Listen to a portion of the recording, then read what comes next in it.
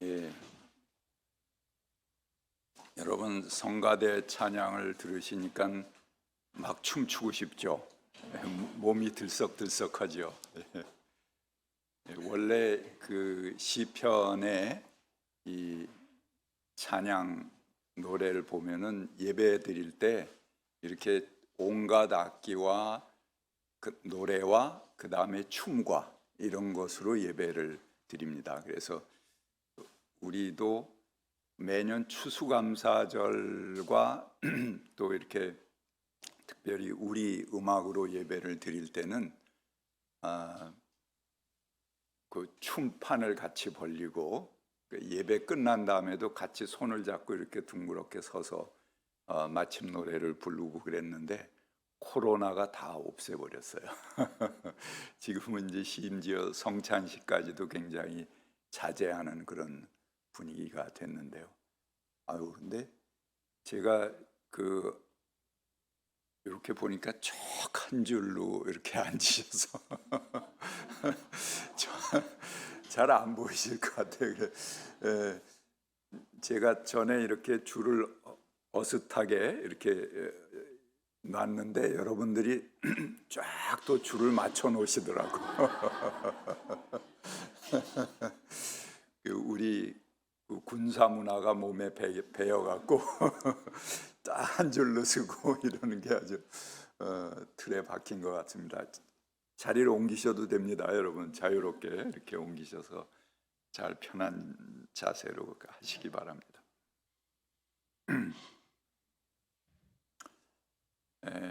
오늘 그 성경 말씀은 이제 구약 성서에 나오는 추수법에 관한 것인데요. 요즘 같으면은 상상도 할 수 없는 법이죠. 아마 이렇게 추수를 했다간 일부러 한 단 남겨놓고 가고 또 일부는 남겨놓고 추수하고 잊어버린 게 있으면 다시 집으로 돌아가지 말고 그런 식으로 추수를 했다가는 당장 주인의 호통을 받을 것입니다. 그러나 누군가를 위한 수확물을 남겨놓고 거둔다는 것은 얼마나 풋풋한 사람 냄새가 납니까? 한 알갱이도 남김없이 내 것을 챙기는 아주 철저하고도 효율적인 사회보다도 이렇게 듬성듬성 빠뜨려 놓는 그런 추수단에서 우리는 훨씬 더 높은 인간의 향기를 맡을 수 있습니다. 그리고 여기 약자를 돌봐야 된다는 그런 말씀 뒤에 꼭 그 성경 그 뒤에 나오는 말씀이 있어요. 뭐냐면 너희가 이집트 땅에서 종되었던 때를 기억하라 하는 말씀이 붙죠. 이런 말씀이 그 부가돼 붙은 것은 단순히 자선 행위로서가 아니고 약자를 돌보는 것이 이런 자선 행위를 넘어서서 출애굽의 역사를 현재화시키는 그런 현실적 해방이다 하는 것을 강조하는 그런 말씀이라고 볼 수 있겠습니다. 신명기의 또 다른 한 귀절 추수에 관한 말씀인데요. 이거는 지금 여기 본문에 적어놓은 것보다 훨씬 더 한술 더 뜨는 그런 말씀입니다. 신명기 23장 24절부터 25절인데요. 당신들이 이웃 사람의 포도원에 들어가서 먹을 만큼 실컷 따먹는 것은 괜찮다. 그러나 그릇에 담아가면 안 된다. 당신들은 이웃 사람의 곡식밭에 들어가서 이삭을 손으로 잘라 먹는 것은 괜찮지만 이웃의 곡식에 낫을 대면 안 된다. 자, 이런 식으로 했다가는 아마 모든 농사 짓는 밭이 다 아마 엉망이 되지 않을까요? 아마 부자들이 철저하게 이런 법은 은폐하고 숨겨놨을 것입니다. 그래서 이 숨겨진 법을 예수님이 몸소 일행을 데리고 들어가서 남의 밭에 들어가서 이삭을 손으로 따 드신 것은 이런 숨겨진 법을 법대로 실행하신 것입니다. 그랬더니 너 왜 안식일 날 지키냐 먹냐? 안식일 날까지 기다렸겠죠. 저것들이 배가 고파서 저렇게 먹으니까 안식일 날도 먹겠지 그러고 안식일 날 딱 지켜서 너 왜 안식일을 어기냐 그러고 시비를 거는 것입니다. 남의 빵 한 조각을 훔쳤다가 옥살이를 하게 된 장발장의 이야기가 우리들의 현실이기도 합니다. 그런데 성서에 이런 말씀, 남의 포도원이라도 들어가서 배고픈 사람은 실컷 따먹어도 괜찮다. 이런 말씀은 도무지 다른 세계의 이야기로 들려집니다. 물론 자기가 농사하지 않은 것인데 그것을 담아 나오거나 그릇에 담아 나오거나 낫으로 베어 내온다면 그건 명백히 도둑질입니다. 그러나 배고픈 사람은 실컷 먹어도 괜찮다 하는 것은 세상의 질서가 뒤집어지는 혁명적인 발상입니다. 배고픈 사람이 먹는 것은 남의 소유라고 하더라도 죄가 되지 않는다 하는 것을 성경 말씀이 이야기하고 있는 것이죠. 이 말씀은 세상의 먹거리가 지금은 그걸 소유한 사람의 것입니다. 그 소유물로 생각하지만 그게 소유물이 아니다. 궁극적으로 배고픈 사람, 그것을 필요로 하는 사람의 것이다 하는 하나님의 말씀이라고 볼 수 있겠습니다. 두 번째 본문은 우리가 주께서 우리에게 명하신 대로 우리 집에서 성물을 내어서 레위 사람과 외국 사람과 고아와 과부에게 다 나누어 주었습니다. 그래 주의 명령을 잊지 않고 어김없이 다 실행했습니다 하고 고백하는 것인데요. 이게 뭐냐 하면은 첫 번째 곡식을 추수하고 하나님께 제사를 드릴 때 그 제사 드리는 그것으로 그치는 게 아닙니다. 제가 이렇게 다 나누어 주고 충분히 함께 했습니다 하는 고백을 드리면서 하나님께 첫 번째 곡식을 드리도록 그렇게 하고 있는 것입니다. 이거 이제 77절, 요즘으로 얘기하면 추수감사절이죠. 근데 이게 그 6월절을 지나고 7일해를 지나기 때문에 77절입니다. 요즘은 이 신약 시대에 이게 오순절, 성령 강림절로 바뀌었죠. 그런데 이건 우리하고는 농사 짓는 때가 다르기 때문에 그래요.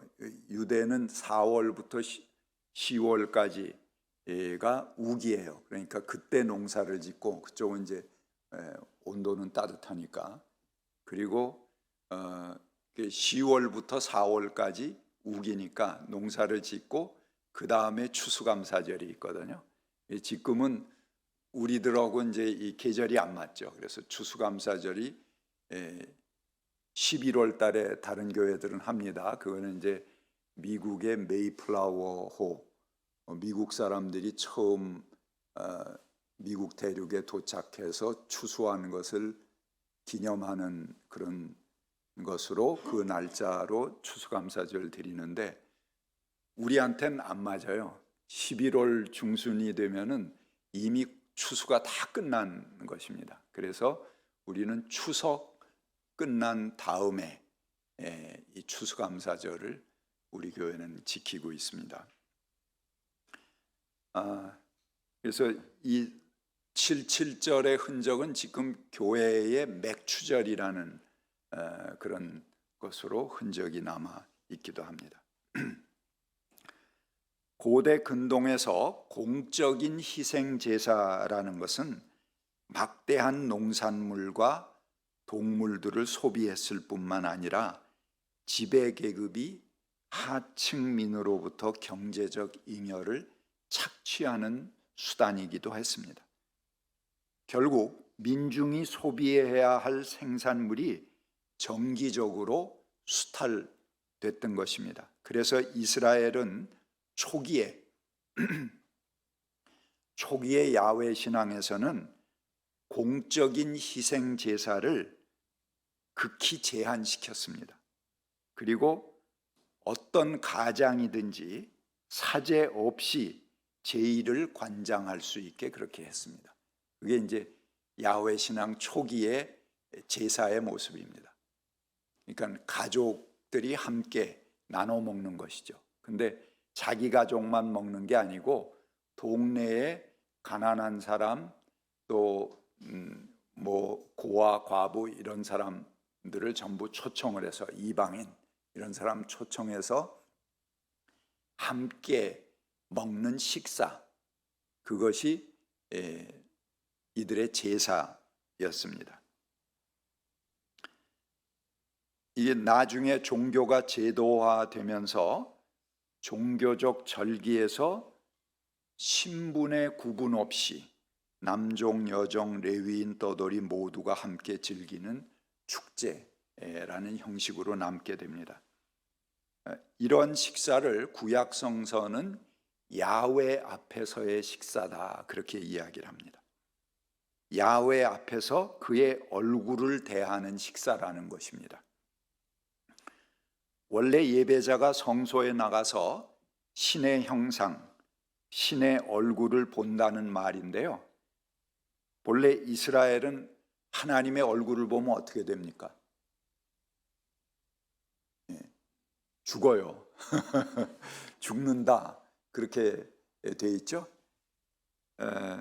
그러나 유일하게 절기 식사, 이렇게 큰 축제 때 가난한 이웃들을 초청해서 함께 나눠 먹는 식사는 그 이름이 야훼의 얼굴을 대하는 식사입니다. 이건 뭘 얘기합니까? 하나님의 현존이 거룩한 종교 행위보다는 떠들썩한 나눔의 식사 속에서 이루어졌다 하는 것을 이야기합니다. 이 식사는 주님의 얼굴을 대하는 식사니까는 그 식사를 하면서 신분상의 차이를 나타낼 수가 없습니다. 아예 하나님의 얼굴을 대하고 그분을 모시고 식사하는데 뭐 내가 양반 입네, 내가 귀족 입네 그러고 어깨에 힘 주면 안 되잖아요.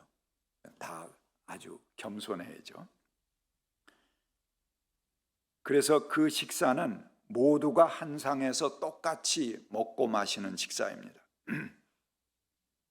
계급, 신분 다 내려놓고 인간 본연의 자리로 돌아오는 식사입니다.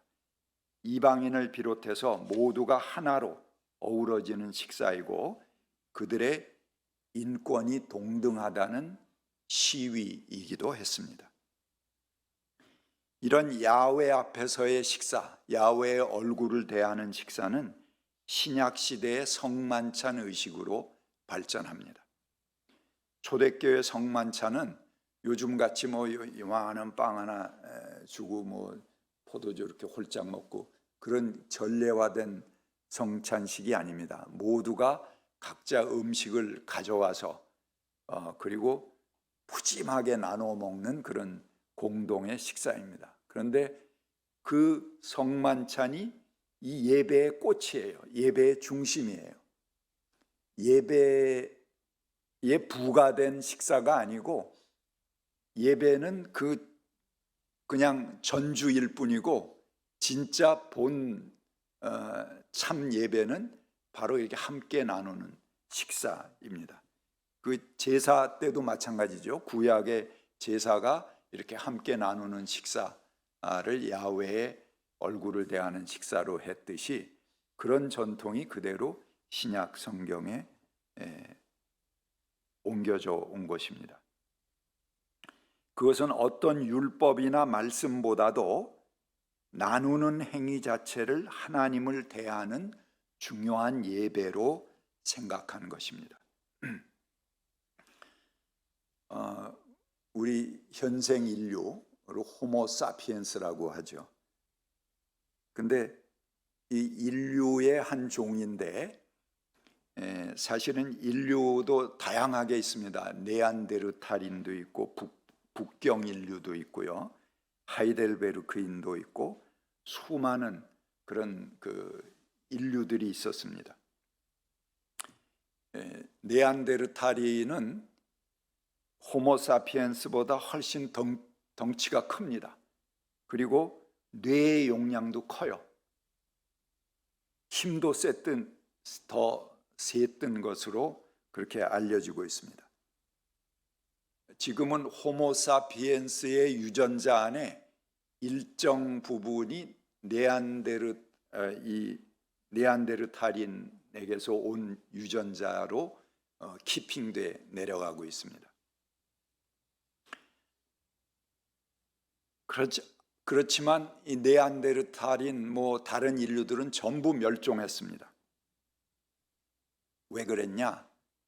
호모사피엔스가 왜 유일하게 살아남았냐? 인류뿐만 아니고 그 당시에 아주 거대했던 그런 짐승들이 있습니다. 맘모스라든가 엄청나게 빠르고 또 등치도 크고 그런 모든 생물체들을 다 제압하고 이 만물의 영장으로 호모사피엔스가 군림할 수 있었던 것은 타인과의 협업이 가능했기 때문이라고 그렇게 말합니다. 여러분, 시청 광장에 광화문에 우리가 가끔가다 100만 명이 모이기도 합니다. 그래도 아무 일 없이 잘 흩어지잖아요. 근데 어떤 짐승이든지 100만 마리를 한꺼번에 모아놨다 그러면은 난리가 나는 겁니다. 제대로 다 집으로 돌아가지 못해요. 그만큼 인간은 협업이 가능한 것이 인간의 특징입니다. 이렇게 서로 협력하고 돌보는 특징이 인간의 본능 안에 새겨져 있습니다. 그리고 오늘날 문화의 꽃을 피우는 원동력이기도 합니다. 그러니까 자연의 질서가 양육강식이나 적자생존이 아닙니다. 그렇다면 지구상에는 공룡이나 사자나 호랑이만 남아야 할 것입니다. 그런데 그들은 다 멸종되었거나 멸종 위기에 있습니다. 오히려 약하지만 서로 협력하는 종들만이 살아남아 있습니다. 자연과 더불어 살고 인간과 더불어 살고 하나님과 함께 할 때 우리의 행복이 극대화된다는 것입니다. 그게 우리의 본능 안에, 이 유전자 안에 내재되어 있는 본능입니다. 그 본능대로 사세요. 그러면 여러분 행복해집니다. 근데 긴장하고 남을 공격하고 그리고 경계하고 그런 삶은 우리에게 스트레스를 가져옵니다. 그리고 우리를 자꾸 이렇게 쪼그라들게 만드는 것이죠.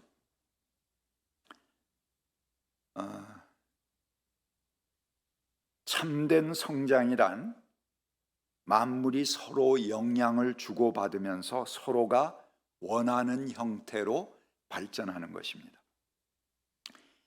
이 뇌과학을 이야기하는 사람들이 이 인간의 뇌에 여러 가지 부분이 있다고 그래요. 그래서 전두엽이라는 것이 있는데 여기서는 인지 능력, 인간의 발현 등 고차원적인 기능이 이루어집니다. 또 해마라는 곳은 인간의 기억을 저장하고 담당하는 그런 부분입니다. 그런데 섬엽이라는 것이 있는데 이것은 타인과의 감정과 나의 감정을 연결시키는 그런 부위입니다. 또 자신의 과거, 현재, 미래를 연결시키는 그런 허브 역할을 하기도 한다고 합니다. 타인의 표정을 읽고 반응하는 것, 그것도 이 섭렵이라는 곳에서 한다고 합니다. 남과 협력하고 공감하고 이타적인 감정을 갖는 것, 그리고 긍정적인 생각을 하고 감사의 마음을 갖는 것, 타인과 원만한 관계를 갖는 능력 등은 뇌 섭렵에서 이루어지는데, 이것이 뇌 전체를 지배하는 그런 허브의 역할을 한다고 합니다. 사람들이 흔히 그러잖아요. 이타적인 사람들은 손해를 본다. 그래서 스웨덴의 스톡홀름 대학의 에릭슨 박사팀이 여기에 대해서 과학적인 데이터를 내기 위해서 연구를 했습니다.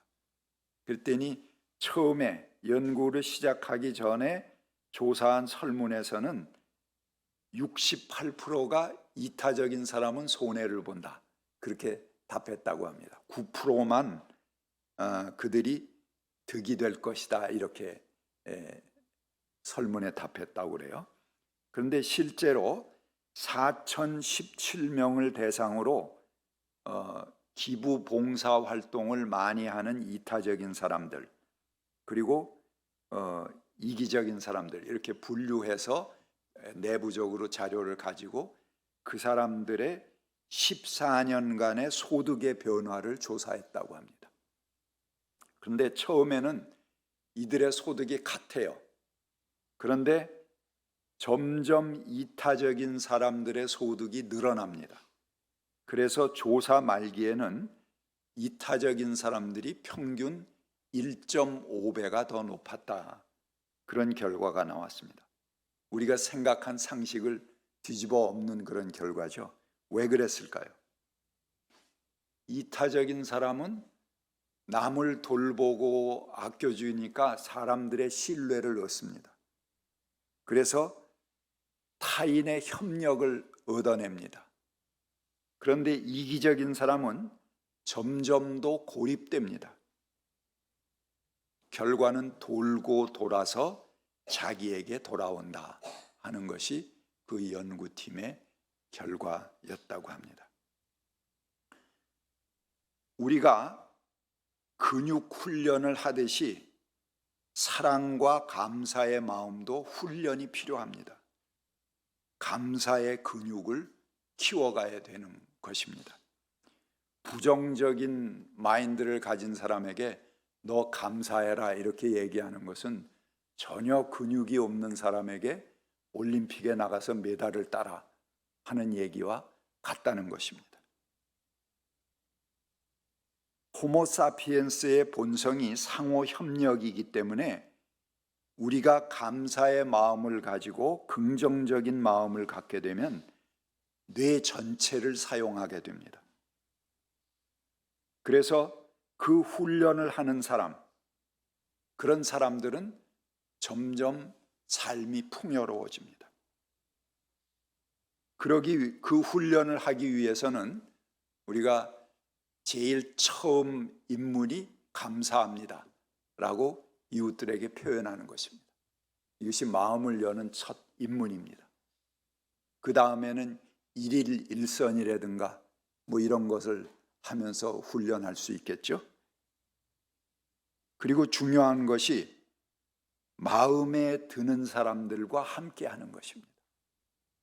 마음에 드는 사람들과 함께 하지 않으면은 이 감사의 근육이 키워지지 않습니다. 항상 경계하게 되는 것이죠.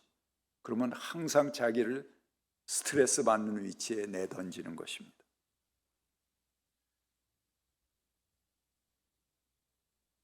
그리고 대자연 속에 함께 하는 것입니다. 그것도 감사의 근육을 키우는 것입니다. 이렇게 근육이 발달한 사람들은 안 되는 일과 부정적인 일들까지도 긍정적인 결과를 낳게 만들 수 있습니다. 잘 일을 처리해 나갈 수 있습니다. 머피의 법칙이라는 것은 나쁜 일들이 계속 꼬리를 물고 생기는 걸 얘기하는 거죠. 그것을 셀리의 법칙으로 바꿀 수 있습니다. 셀리의 법칙은 반대입니다. 좋은 일들이 자꾸 꼬리를 물고 좋은 일로 다가오는 것입니다. 이들은 뇌 전체를 활성화하고 뇌의 노화를 멈출 수 있다고 합니다. 그러나 부정적인 마음들은 뇌 속에서 폭발적인 혼란을 가져옵니다. 왜? 이게 본성을 거스르는 거기 때문에 그것 자체가 굉장한 스트레스입니다. 그리고 뇌는 그 자극이 올 때마다 자꾸 위축됩니다. 그 피질이 점점 얇아진다고 합니다. 이 뇌과학을 연구하는 사람들의 연구입니다. 그래서 결국은 나중에 뇌세포가 파괴되기에 이른다. 인간의 뇌는 죽을 때까지 성장하고 활성화합니다. 이 육체의 근육은 어느 순간 감소가 시작되지만 인간의 뇌는 죽을 때까지 이것이 성장하고 발달한다는 것입니다. 죽는 날까지 근육 운동이 필요하듯이 뇌의 운동, 이 단련이 필요합니다. 여러분, 뇌졸중이 있잖아요. 이것은 뇌의 일부가 갑자기 정지되는 그런 것을 말합니다. 그래서 여러분, 뇌의 근육 운동을 열심히 하십시오. 기회만 있으면 남을 헐뜯고 공격적인 사람들이 있습니다. 그들은 자신의 머리가 좋다거나 매우 날카롭고 예리하다는 평을 듣고 싶어서 그렇게 하지만 다른 사람들이 보기에는 저 인간 매우 위험해. 저건 경계해야 될 사람이야.